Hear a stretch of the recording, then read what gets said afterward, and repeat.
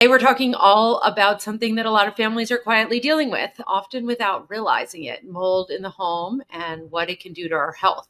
If you struggled with mystery symptoms like chronic congestion, coughing, rashes, headache, fatigue, brain fog, there's so much more, it might be time to look at mold. So, to help us understand what's actually happening in our homes, we invited Brian Karr.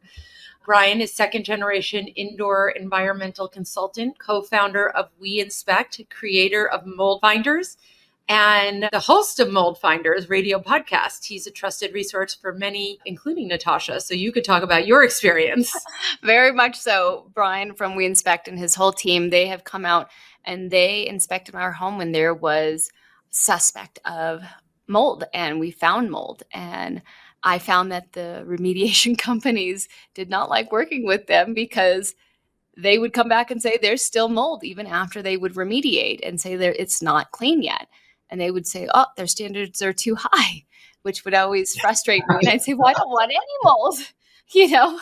Wait, what's going on? And it was a long time for us to figure this out because we had so many symptoms that were going on, especially with my daughter with asthma and all of her skin issues and everything. And it really was quite bad back then. So I'm just so grateful that you guys exist, and second generation is just so amazing that you guys have kept it in the family, and your whole team is just incredible.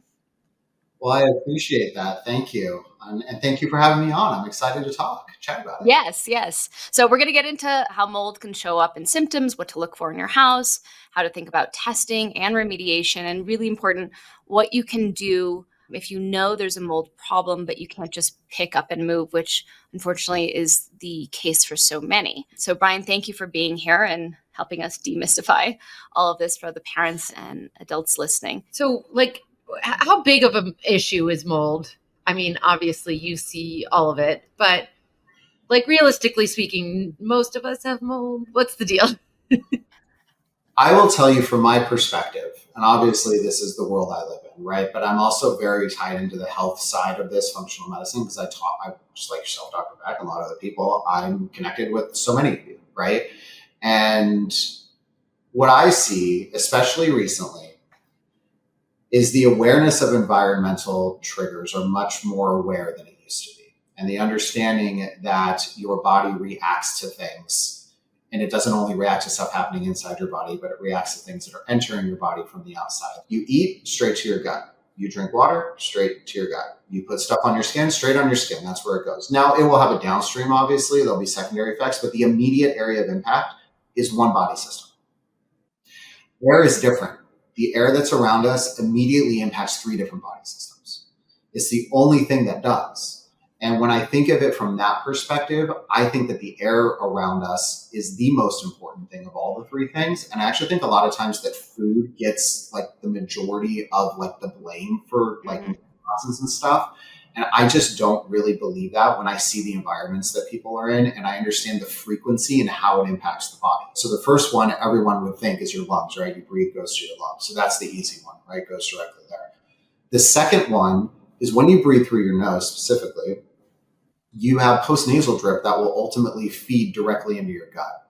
So I had Dr. Jill Crystal on my pod a while ago. We were talking about this, but she's like, the air you breathe directly seeds your gut and directly impacts your gut microbiome. So now it's not just the food you're eating. Now it's the air you're breathing. So if I'm breathing excess amount of mold or I'm breathing mold toxins or bacteria or whatever, it gets into my sinus, gets into my postnasal drip. I'm now throwing off the microbiome of my gut, not from the food I was eating, but from what's in my exterior environment because I'm overloading it with mold or I'm overloading it with toxins, which is then creating a war zone in your gut that didn't necessarily exist before, right? So you're directly now impacting a secondary body system.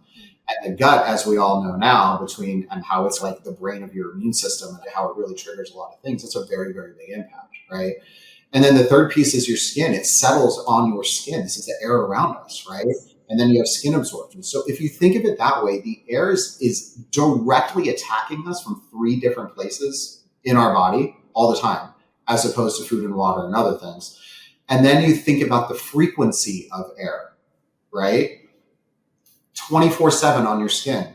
It's not like I only eat 3 times a day. It's literally every minute of every day, skin absorption. You take 20,000 breaths every single day. 20,000. I eat 3 meals and a couple snacks. I drink 6 glasses of water, right? Like the balance of like the frequency of the impact. And then you just go back and you think about like known concepts around toxicology, where it's dose and duration, right? Mm-hmm. Dose, mold is in my house. Duration, how often is it impacting me? You breathe pretty much every second, probably. I don't know the math on it. So like that's how frequent your duration is. So your load doesn't have to be extreme. That's the theory of in toxicology, dose and duration. If you have a low dose but a very high duration, you can have a low dose toxin that impacts your body pretty significantly. And that's why I think that the air quality in homes and in indoor environments, like it's just so important. And it doesn't really get talked about in that manner. And we see all the time when we're working with doctors and like, hey, we think there's an exposure issue. We think this is going on. As soon as that piece gets addressed, like if the person moves out of the house and all of a sudden they're not exposed as much anymore, you can start seeing You see differences. impacts. Yeah, that happened to us. Yeah. Yeah. So and that was that's the my big roundabout answer sign. on how important I think it is. What are the symptoms? Like I know, Natasha, you had like an eczema, or your daughter had an asthma symptom, but what are some of the other symptoms that you're seeing? So the tricky thing about mold, and Dr. Beck, you could talk about this too, but it's every body system, and it's based on the individual and how things are manifesting in their body and kind of like where the weak point is and sort of like where it's moving, right? So for me, it was neuro and it was skin, right? Those were two things for me, right? But when you think about body systems, you have your reproductive system. That's a whole area that gets impacted by it. So that's hormones, that's all that stuff that gets impacted, right? You have obviously your upper respiratory system is a portion of it. Your nervous system on constantly being on high alert. You start thinking about how the different body systems manifest into symptoms, right? And that's why like the idea of mold exposure is turned into this phrase of multi-system, multi-symptom presentation. Because what happens a lot is that you'll have different people in the house. I don't know if Dr. Becker, this happened with you too, but like different people in the house are all showing different symptoms. Whereas I was fine. But like other people in the house, they were all showing different things that were going on. And it becomes such a big clue. Because if you took that symptom profile of the whole house and went to a traditional MD or whatever, they would say it can't be your environment because you all have different symptoms. Mm-hmm. Like if it was the environment, you'd all have the same thing, right? And logically, like it makes sense. Like if you think about it, like very just cursory like that, and you're like, oh, I guess that makes sense. I'm breathing it, we don't have the same. But not everybody is impacted the same with mold. So like when we looked at like my data, I was able to detox the mold much better than my daughter and my husband. So it was just very different. I mean, it just depends on the person. And I think that's what can be so confusing. And so I find that when parents come to me and say that there's all these symptoms going on and they can't quite figure out what's going on, then I say, have you looked at mold? Have you had any water issues in your home? Have you had any leaks? And then did you think you cleaned it up? We had multiple problems in our home. One was a leak by Uncle Chow. I'm going to throw him under the bus because that still drives me crazy that he did that and didn't tell us that there was a problem. But it was a big problem and it spread everywhere. And you really had to keep going beyond, quote, the hole, right? And you had to go look beyond that because people don't do that. And then you find that there is mold. And so you have to keep remediating. And it was a big issue. I can't even tell you how many times we would go back and do a post-inspection. So post-inspection means after remediation was done, you come back in, re-look at the work and make sure that they did what they were supposed to, and then you retest and make sure that everything's clear. And just visibly, you could be like, why didn't you remove this anymore? Oh, the protocol said to remove here.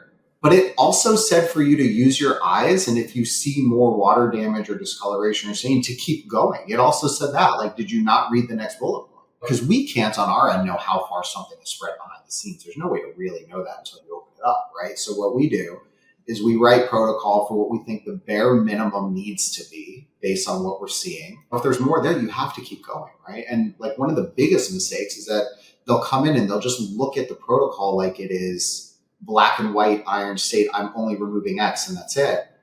And then you come back in, you're like, there's still stuff here, right? And a lot of people, they'll close it back up, they'll put it back together, and you spend 10, 20, 30, 50 grand, whatever you're spending on remediation, and you didn't even get it all. And then you're going to go back into the house and you're still going to have problems. You're going to have symptoms and stuff. So like, That's The what's closest. terrifying. Like you hear numbers like that and you hear the fear of mold or potential issues that, and I think to some people, it's like, I don't even want to know, like I'm terrified to open the wall and know what's behind it or stuff like that. So how do you handle situations like that from a financial aspect, certainly? And I also want you to address too, because it came up, I know you post a lot about how you have to hire different testers than remediators. And that's an important part that Natasha always reiterates from your post. So I want you to address that too. I mean, the first part, it's a mindset. The first thing is a mindset. It's much easier to not know about something and not be concerned about it. But the problem is your body doesn't care what your brain knows. It doesn't care. You can put your head in the sand. The 20,000 breaths are still happening. The exposure is still happening. This isn't obviously a super easy thing to deal with, and I get that, right? But hiding from it doesn't make it go away.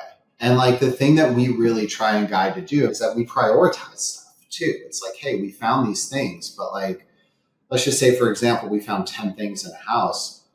Generally, of what we're seeing is about 25% of the things that we find we deem as like top tier immediate priority. Then the next 15 to 20% would be tier B, and the next 15% is tier C.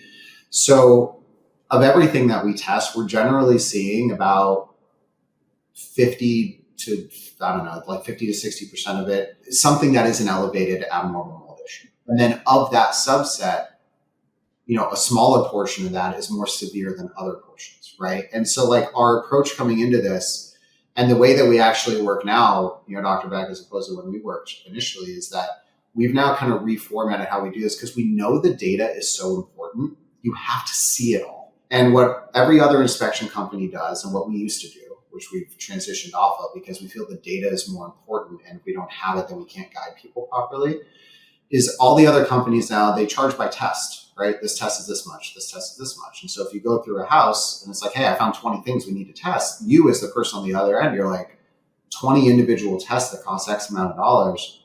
Do I need all these tests? Can I pull one out? Can I do this? Because you're managing the cost at the time, right? And I understand that. The challenge is when somebody pulls out 5 or 10 different tests, what if one of those 5 or 10 was a tier A, number one immediate action item thing, that now gets removed from the visibility? And now we don't know if you actually are getting the most impactful problems as you go through. So we reframed how we do this, and now we come in unlimited testing, one flat rate cost at the top. If I have to come in the house and do 20 tests, if I have to do 70, doesn't matter. Whatever your house looks like, we're going to test everything, because if I don't have the data, then I can't actually really help you in the way that you need to be helped. And I don't want to be limited by that. And I don't want people to feel limited by that. And it's completely changed like the dynamic, not only of how much more thorough we're even able to be in the data pieces that we have to be more laser focused on where people focus on remediation, but also just like the interactions and the conversations with people. Because now, as we're talking, there's no like other sale that's happening. There's no other cost that's happening, right? And like, even though the intention, it was always to, hey, we're here to help you and figure out what we need, there's this component of like, well, there's more that I have to spend. There's more that I have to spend. There's more that I have to spend. And we wanted to get rid of that entire thing. So as we went in with someone, it was, we are a partner here all the way through. We're on the same page. There's nothing else coming. And we're all doing everything we need to get you the best result that you need. And that's a transition that we made a few months ago. And man, it has completely changed multiple areas in the business. But I think most importantly is we're no longer limited in seeing what's in the house. And if I can see everything that's in the house, I can give you the absolute best guidance. So where does mold actually hide in a home? Like, what are the biggest myths about mold that you run into all the time? Like, oh, if I don't see black mold, I'm fine. Or if I test my air, that's the biggest one I hear. Oh, they tested the air. It's normal. Then there's no issue. It's a good one. That's one of the biggest ones. So number one is, if I test the air, I breathe the air, right? So if the air's fine, then I'm good. That's myth number one. Myth number two is if it's dry, there can't be mold. And then number three is if it's behind a wall or behind something, it can't come out and impact me. So I shouldn't be worried about it. Those are the three biggest things. And they're limiting beliefs, not only in individuals who live in the homes, but our entire industry. They're limiting beliefs right? It's like, oh, I'm doing air testing as the professional coming in thinking, oh, well, the air is going to tell me what's going on. It doesn't. And the problem is that there isn't any standards around how this process needs to happen. A And few air states. changes during the day. And like also if you have a purifier, if the air conditioning's on. Well, does a purifier help if you have mold, or is it just sort of like not really a thing? No, I mean, they definitely help, but they're not going to remove the source of problem, obviously. So it's kind of be like you're going to be always fighting something. The challenge with air purifiers is there's never just one issue in a house. There's multiple mold issues in a house that add up together and create a load that's moving through the house, right? I kind of give this analogy when I talk about purifiers and how they work. You know, imagine in your room, and in one corner of the room you have like a trash can that you set a fire in. There's like a fire in the trash can, so smoke is coming out of the trash can. And on the other side of the room you have an air purifier that's running, right? And so the smoke is going to move from the trash can through the whole room before it gets to the air purifier, right? So unless my face is inside the air purifier, I'm still going to be getting exposed to things before the purifier gets it, right? So like it does then help to filter and then re-put cleaner air into the space. Like that's fine, right? But the air has to get to it first, and it's going to come right through our breathing path in order to get there first. So yes, it's helpful, right? And I have 12 air filters in my house. And do you think that like very, very specific about air filters too? Because I think there's so many different ones on the market. What about like in terms of, is it better to have the HEPA filter or have the more pounds of carbon? Does that help? Or which one is better for mold? Both I would look at, right? So carbon is going to be more about VOC, which is chemical absorption, right? So one of mold's off gas or byproducts is chemical off gassing. So whenever someone notices a musty odor, that's a chemical off gas. So mold is going to actually put off three different things. One is going to be that odor, which is a chemical off gas. A lot of times you don't even smell the odor, but if it's working, that's part of what it does. The second is spores and fragments. Those are particles. So particles, you need really, really good filtration. That's not your carbon. That's the actual filter that's going to pull the particle out of the air. So that attacks that portion of it. The VOC portion, which is the off-gassing, like the odor I mentioned, that's where carbon comes into play. So both of those are actually important when you're targeting mold because they're both different things. The other thing that mold can create is obviously a mycotoxin, which is a separate chemical toxin. Now that toxin is not aerosolized in terms of a chemical that's like shot into the air. That chemical is more, think of like a lava, or think of like a volcano and lava covering a volcano. That's how a toxin covers a mold colony. So it's actually a filtration component that pulls out mycotoxins, not a VOC, not a carbon component, because the chemical is traveling on particle. So if you could filter out the particle, then you're effectively filtering out the chemical as well because it's attached to the particle. So you're looking at like a dual filtration and carbon, but you want your filtration particle size, meaning how small a particle the filter can remove, to be very, very, very small. HEPA is not anywhere near small enough to pull it down. I think on IQ airs and Austin airs, just because like the biggest IQ air can have 22 pounds of carbon and HEPA filtration as well. Some of them, it depends, it can have like around 12 pounds. Austin airs can have 15 pounds of carbon. So IQ airs were filtered at 0.003. So IQ airs are great. IntelliPure, they have two units. They have a bigger unit where they've actually downgraded the filtration effectiveness on it, so it's not as good.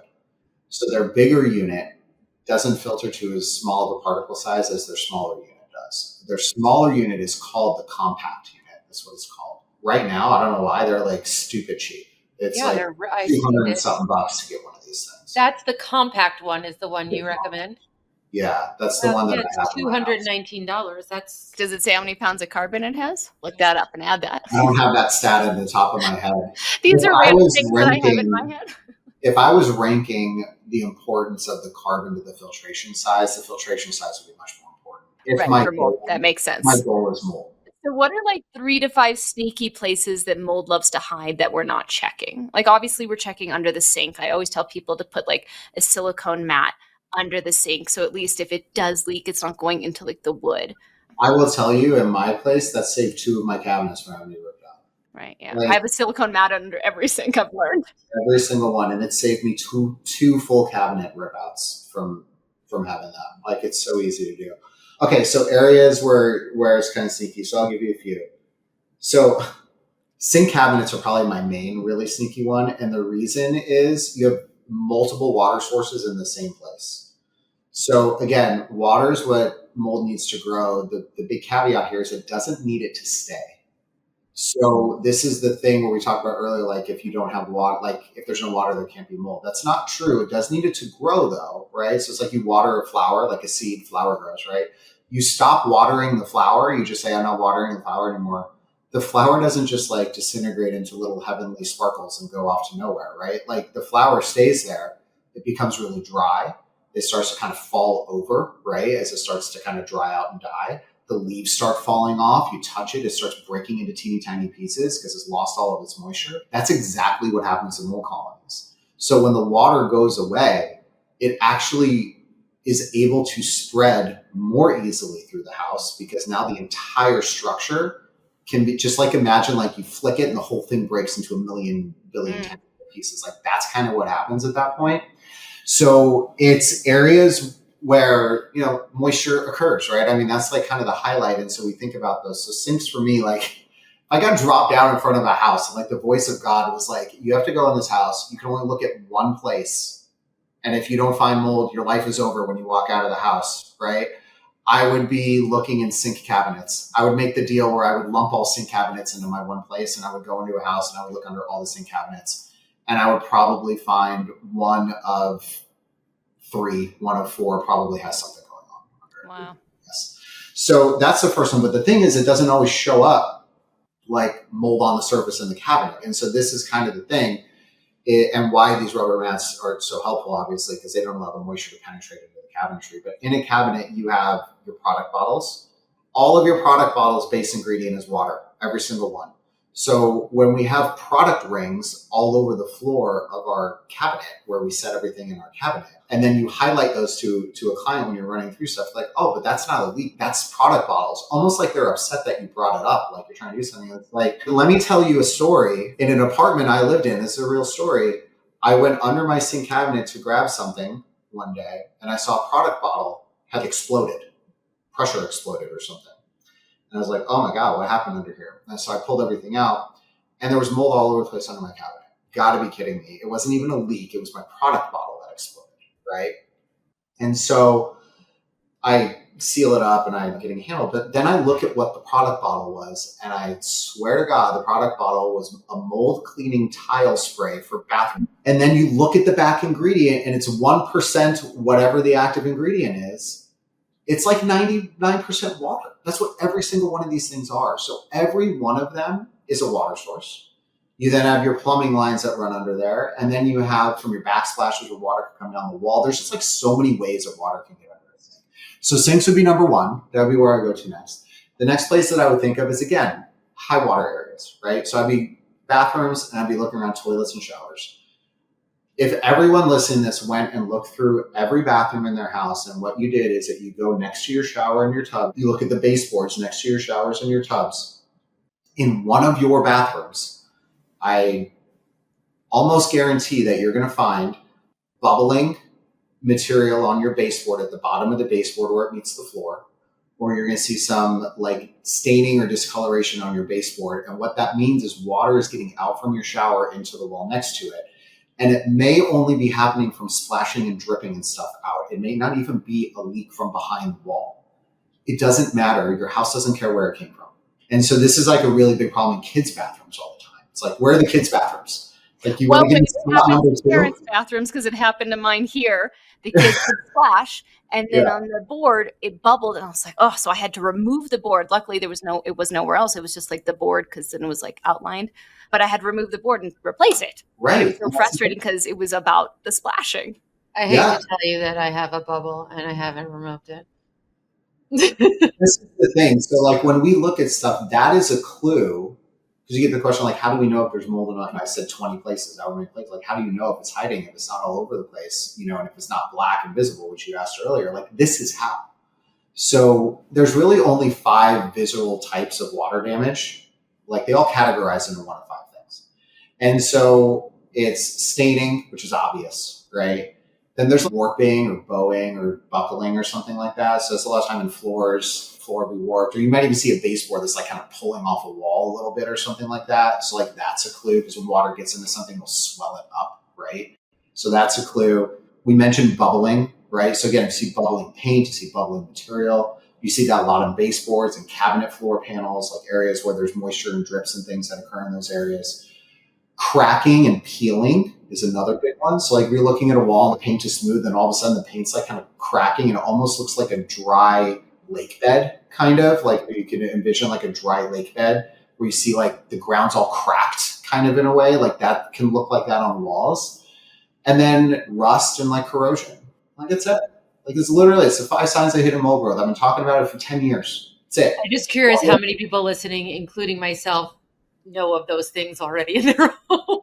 So then here's the thing. So I threw some stats out earlier, right? So you backtrack into this, right? So I don't know if the bubble baseboard next to your shower does or doesn't have a mold problem behind it, right? So now the only way to know is that I have to test that wall to see if there's mold growing behind the wall or not, right?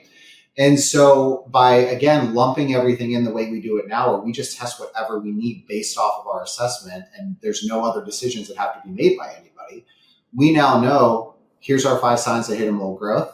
Here's what it looks like. We see one of them, you test it, right? And then based off of the stats I provided earlier, there's like a 50 to 60% chance that one of those things are probably going to come up with a problem. And I would rather be able to test all of them and know, instead of trying to like guess if it is or if it isn't, because you really wouldn't know.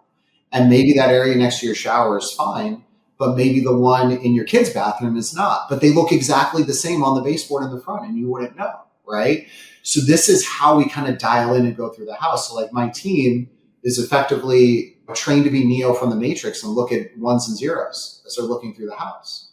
And then they're able to identify those things. Testing plans are based off of that, as well as history of house and other things. But like that's how testing plans are built. We test, we get information, and then we give actionable, targeted, feedback off of that. So what do we do with the we can't move question? So many families listening can't just pick up and move. And even if they do find mold, say like they have the bubbling, but maybe they can't even test for it. Maybe they even do test and they find mold. Where do you start when someone says, well, we're stuck here from now?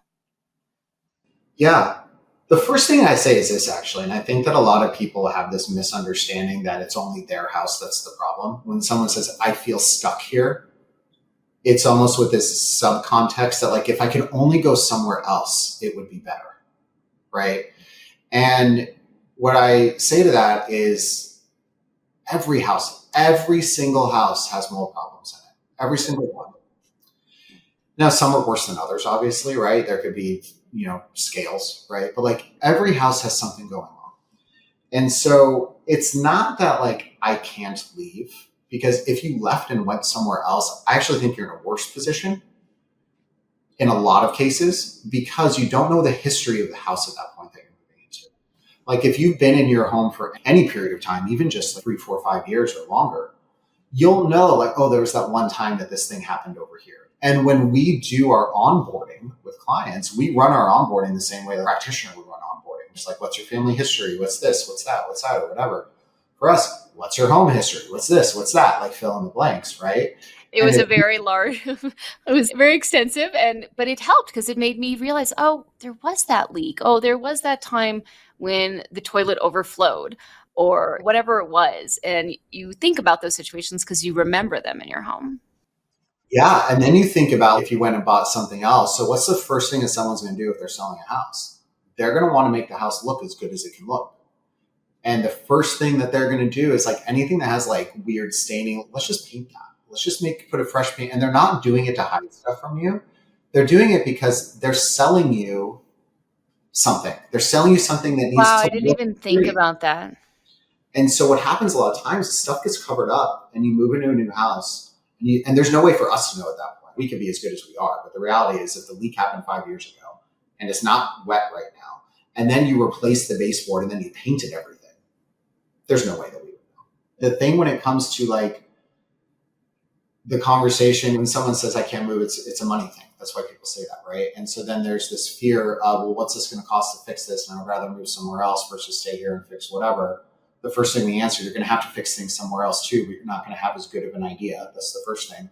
The second thing, though, it ties back to what we touched on earlier, which is how we prioritize stuff. Yeah. So, like, what are the non-negotiables if you discover mold and you have to stay in the home? Yeah, so we'll work through how we prioritize something for each client. It's like individual to them, right? So the first thing is your baseline and your foundation is just the lab data, right? Like, where are the problems? Where are the most significant ones? And that's fine. But like in your example, you said that you weren't necessarily feeling symptoms, but your kid was. So the next question we're going to ask is like, okay, who's the most impacted person in the house? And you say, oh, it's my kid. Like, okay. It was actually a leak in the air vent or something, and it was in her room. So this is how we navigate there, right? So now the next question is... Now I'm thinking about my air vents. This happens in every podcast episode. It's like if Emily were to go to medical school, she would diagnose herself with every single problem. Every single thing. Every single thing. So like in your example, so here's the next step. So say, okay, so your daughter's the most impacted person. Great. The first thing we have is a tiered system right now based just off of raw data. That's what our starting point. The next step is who's the most impacted person. Now what we're going to do is through each one of these areas that we found a problem, we are now going to talk through how the most impacted person lives in the house. And we break that down into three: a primary exposure zone, a secondary exposure, or a third. Okay. Primary is you're there 4+ hours every single day in that area. It's going to be your bedroom. It's going to be your heating and air conditioning system ties into that because it's on all the time throughout the house. So that's always a primary. It'll probably be your bathroom attached to your bedroom. It's generally like your bedroom. For me, my office in my house is an 8+ hour a day. So for me, it's a primary, right? Then you have secondary. This is places that you're in daily, but less than 4 hours. So for most people, this is like kitchen, living area, maybe another area of the house where you're there all the time, but you're not there for 8 hours, more than 4 hours a day, I should say. You're there kind of less. And then third, you have areas that you don't go into all the time. And it allows you to not have to spend money on things that might not be as impactful to the end result. Because we have to realize people don't wake up wanting to test their house for mold. They're not like, ugh, I just want to know what's here. I'm going to do this. Like nobody in the history of the world has done that. They do it because somebody is sick. And so the end result they're looking for is not the data. They don't care about the data at the end of the day. The end result they're looking at is for the person to not feel as bad. That's the end result that they're looking for. And so you dial the whole plan to that person to reduce their exposure, their consistent exposure in the areas where they spend the most time. Again, dose plus duration. It's the formula that has been known in toxicology forever and how our body's impacted and stuff. So beyond fixing the obvious source, though, what are the realistic things families can do while they're still in the environment? Like I notice a lot of people say, oh, I saw black like mold or some kind of mold in my bathtub or in the caulking area. I'll just clean it with vinegar. Yeah. So there are things that are more frequent. So with grout and stuff like that, specifically in showers, the reason issues happen in grout is because we don't maintain our grout the way we're supposed to, because we've never been taught to. We buy a house, there's grout in the shower, and we think it just is supposed to be there for 100 years and everything is fine. The reality is when water hits grout, it starts to deteriorate it. It starts to break it down. Grout is not a permanent thing. Grout is a temporary thing. And if we aren't staying on top of our grout and making sure that if it gets separated, we're closing the gaps. You have to re-caulk, you have to do that. Then what happens is the water starts breaking it down. Moisture starts penetrating into the grout. The first thing that will happen is mold will start growing in the grout itself. That's the first thing. And then if it happens long enough, it's going to deteriorate all the way through the grout to where now water's getting behind the tile, behind the tub. And then that's a much bigger problem, right?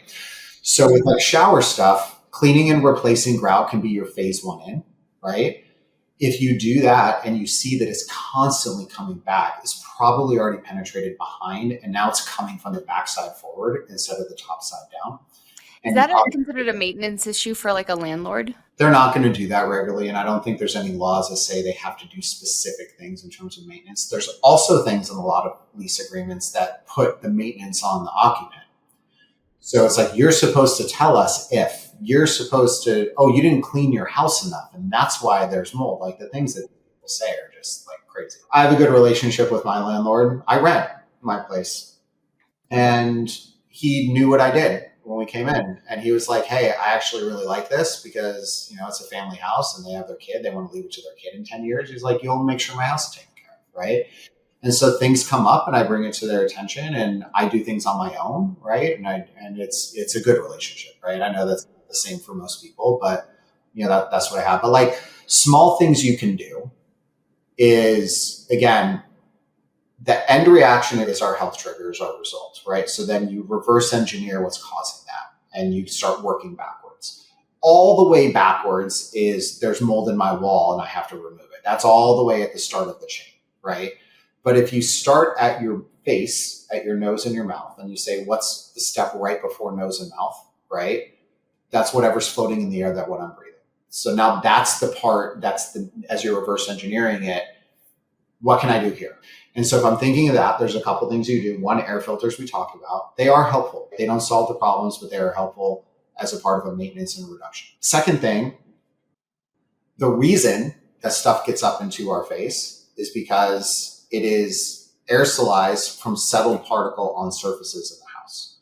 So the way that it works, there's something called the human cloud effect. And basically what it says is as you walk around, you pop stuff up off the ground all the time, and it pops up into your breathing zone. And you effectively are your source of consistent exposure. The individual is their exposure source because you're disturbing settled dust and particle on surfaces that then pops it back up into the breathing zone.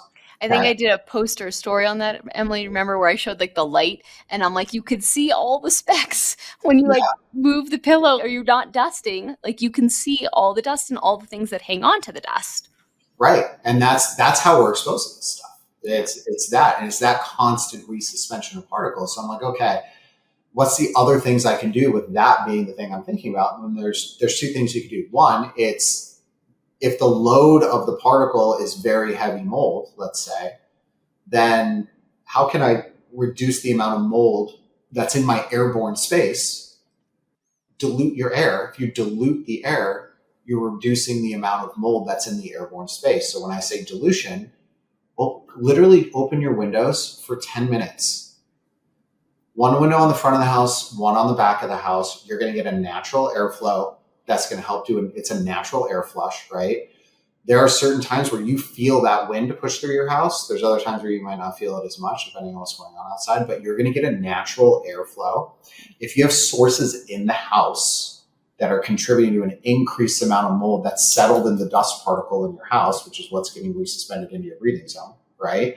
And then you flood in a flush of air that has less mold in it because you're not in a trapped box where it's been building up forever, right? You're going to reduce the amount of mold in that particle that's floating around, right? So the second thing that you can do outside of purifiers is do air flushes throughout the day, right? 10 minutes, you don't do it forever. A lot of times people get concerned, well, my humidity is going to be a problem. You're only doing it for 10 minutes. For humidity to be a problem, you need to be consistently 60% or higher for at least 24 hours consistently. So doing a 10 or 15 minute air flush a couple times a day is not going to spike your humidity for 24 hours over 60%, right? If you're managing humidity correctly. So that's the second thing people can do. Super to just helpful. Great idea. And then the third thing is, where is it coming from? So we're working backwards, right? It comes from settled particle on the ground. That's, as we reverse engineer, that's where it's coming from. Really thorough spring cleaning type cleanings regularly. Get the dust out of the house. If there's less dust on the surface, there's less dust to pop up into your face, there's less to breathe. High quality vacuum and making sure you're taking care of that in wet dusting. Yeah, so there's HEPA vacuums that you can get, and then it's get the dust off. It's literally just, if you wiped around with a Swiffer and you see how much dust is on a Swiffer in a house, it's a lot, right? And it's even a non-toxic version of the Swiffer, but yes, we have whatever it is. So those are like easy things people can do without like ripping your house apart, but you can still get like reduction. See, that's so helpful. I see the sigh of relief in Emily right now. She's Yeah, like, oh, okay. Just There's things my we can doors do. for 10 minutes after this. So what should people look for when choosing like a local inspector? Well, first, think of We Inspect as your local inspector. I will say that first. We go everywhere. I have my team set up in regional locations around the country to where we have a radius around them. We can literally cover the entire country, and that's how we work. So number one, if any of this sounds great, talk to us. That'll be the first thing. We'll link all his info here. Yeah. But even like we have people listening from different countries in Europe and whatnot. So yeah, if that's not going to be the case, then here's the thing, is that inspections don't work if you're not identifying source. This is the biggest. Jason, who inspected my house, he was like, we have to find the source, always the source. And so most inspectors are not doing that. They're doing air tests in the middle of rooms. I will tell you this, if any inspector's like, I'm doing an air quality test in the middle of a room, they have no idea what they're doing. No idea what they're doing. That's it. We don't take air samples in the middle of rooms at all, almost ever. That's it. It's just like, it's literally not the way to use that test at all. And all it does is give you bad information. And it gives you false senses of security because you get an air sample and an air test in a room that says there's no problem. You're like, oh, there must not be a problem here, but that's not how it works because that's the wrong test for that purpose, right? So someone is coming in, they're like, oh yeah, we do air tests in different rooms. They immediately don't know what they're doing. And then if you think down that even more, right, you say, let's say that air sample did show a problem. Let's say it did. We did an internal study. 22% of the time it would show the problem. 78% of the time it has a false negative when you do it. But let's say it is the 22% that actually showed there was an elevation. The next question is, okay, where is it? They can't answer that question from an air sample in the middle of a room. So you have to like think down of like, how would they guide you? And if you can't tell me where it is and their only response would be, it's somewhere in here. And so then my options are either gut my entire house because I don't know where it's coming from, or use this magic fog that they're probably going to try to sell you that magically just gets rid of mold everywhere. Like the most amazing thing that's ever been created in the history of the world, which also does not exist. Then they can't solve the problem they're even identifying. So what you have to understand is whoever you're bringing in, there needs to be a structure and a framework in place where, one, they're identifying where the problems are actually coming from because they need to be able to solve the problem so it doesn't happen again. And if you're not identifying source location of issue, then there's no way that you can provide a solution that's going to stop the problem from occurring. And so it's actually, when you think about it back, it's very common sense, but it's just when you talk to these people, you go on Yelp or whatever, and they got their 5 stars and their customer service is great and everybody loves them or whatever. Like Yelp doesn't mean they know what they're doing, right? Like I wouldn't look for my cancer surgeon on Yelp. Like that's not where I would go. Yeah, for that. That's the problem. And mold is a cancer in the house. It's what it is. And you have to treat it like that seriously. And you need people in there that really know what they're doing. So it's cavity testing, it's within walls, it's source identification where they're going. And it's not only using moisture meters or infrared cameras. Like I would pose the question to somebody, it's like, if I told you you couldn't have a moisture meter or an infrared camera at all when you came in this house, do you think you could find problems?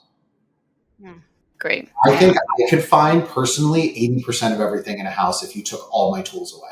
Tools are helpful. They're helpful, right? But if you give me new tools, by the way, that's a great reality show: is you going into houses without going in houses and finding mold without any tools. That would be amazing. And then spoken like a true producer. I can't help myself. Yes, Emily produces everything. Brian, this has been so amazing. Thank you again. We Inspect. Definitely check out Mold Finders. Brian and the whole family. They're incredible. Thank you so much. I appreciate it, guys.